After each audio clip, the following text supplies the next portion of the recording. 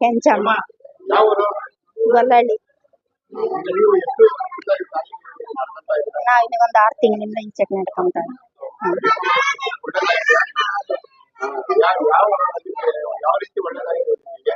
ಕಷ್ಟ ಇತ್ತು. ನಾವು ಏನೇ ವ್ಯಾಪಾರ ಮಾಡಕ್ ಹೋದ್ರು ಎಲ್ಲ ಲಾಸ್ ಆಗೋದು.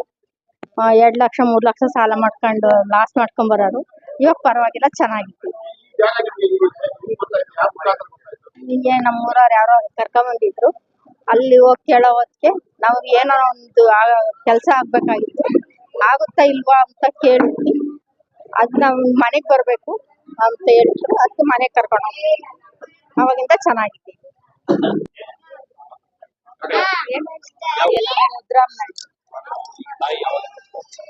ನಾವು 1 ವರ್ಷದಿಂದ ನಮ್ಗೆ ಹುಷಾರಿರ್ಲಿಲ್ಲ. ಏನು ಕೆಲಸ ಮಾಡಕ್ಕೆ ಕೈ ಕಾಲು ಗೊತ್ತಿರ್ಲಿಲ್ಲ, ಓಡಾಡಕ್ ಆಗ್ತಿರ್ಲಿಲ್ಲ. ನಾವು ಜಾಸ್ತಿ ಈ ತಾಯಿಗೆ ನಡ್ಕೊಂಡ್ಮೇಲೆ ನಮ್ಮ ಕಷ್ಟಗಳೆಲ್ಲ ಕಡಿಮೆ ಆಗ್ತಾ ಬಂದ್ವಿ. ನಾವು ಚೆನ್ನಾಗಾದ್ವಿ, ಮನೆ ಕಡೆಗೂ ಚೆನ್ನಾಗಾದ್ವಿ.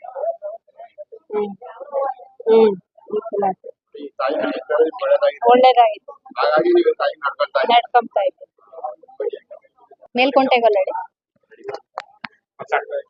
ಗೊಲ್ಲಹಳ್ಳಿ. ನನ್ನ ಹೆಸರು ಯಶೋಧ.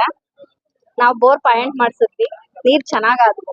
ಈ ಅಮ್ಮ ಮುಂಚೆ ನಮ್ಮ ಮನೆಗ್ ಬರೋದಕ್ಕೂ ಮುಂಚೆಗೇನೆ ಪಾಯಿಂಟ್ ಮಾಡ್ಸಿದ್ ಬಂದ್ವಿ. ನಮ್ಮೂರಿಗೆ ಒಬ್ರು ಕರ್ಕೊಂಡ್ ಬಂದಿದ್ರು. ಅವ್ರು ಬಂದ್ಮೇಲೆ ಪಾಯಿಂಟ್ ಮಾಡ್ತು, ನೀರ್ ಚೆನ್ನಾಗಾದ್ವು. ಆಮೇಲೆ ನಾವು ನಮ್ಮ ಮನೆಗ್ ಕರ್ಕೊಂಡು ಹೋದ್ವಿ. ಚೆನ್ನಾಗಿದ್ದೀವಿ, ನೀರು ಚೆನ್ನಾಗಾಯ್ತು, ಯಾವ ತೊಂದ್ರೆ ಖಂಡಿತ ಒಳ್ಳೇದಾಗುತ್ತೆ. ನಮ್ಗೂ ಒಳ್ಳೇದಾಗಿದೆ. ಬಂದ್ರೆ ಅವ್ರ ಕಷ್ಟಗಳೆಲ್ಲ ಈಡೇರುತ್ತೆ ಅಂತ ಹೇಳಿ ಒಳ್ಳೇದಾಗುತ್ತೆ. ನಮ್ದು ಗೊಲ್ಲಹಳ್ಳಿ, ನನ್ನ ಹೆಸರು ಶಿವಮ್ಮ. ನಾವೀಗ 5-6 ತಿಂಗಳಿಂದ ಈ ತಾಯಿ ಸನ್ನಿಧಿಗೆ ಬಂದಿದ್ದು. ಮುಂಚೆ 4-5 ವರ್ಷ ನಮ್ಮ ಮನೆಯವ್ರ ಆರೋಗ್ಯ ಸಮಸ್ಯೆಯಿಂದ ತುಂಬಾನೇ ಕಷ್ಟ ಅನುಭವಿಸಿದ್ವಿ. ಯಾರೋ ಹೇಳಿದ್ರು ಈ ತಾಯಿಗೆ ಹೋದ್ರೆ ಒಳ್ಳೇದಾಗುತ್ತೆ ಅಂತ. ಈ ತಾಯಿಗೆ ನಡ್ಕೊಂಡ್ರಿಂದ ನಮ್ಮ ಮನೆಯವ್ರ ಇವಾಗ ಒಂದ್ ಸ್ವಲ್ಪ ಆರೋಗ್ಯ ಸಮಸ್ಯೆ ಮೇಲಾಗಿದೆ, ಗುಣ ಆಗಿದೆ.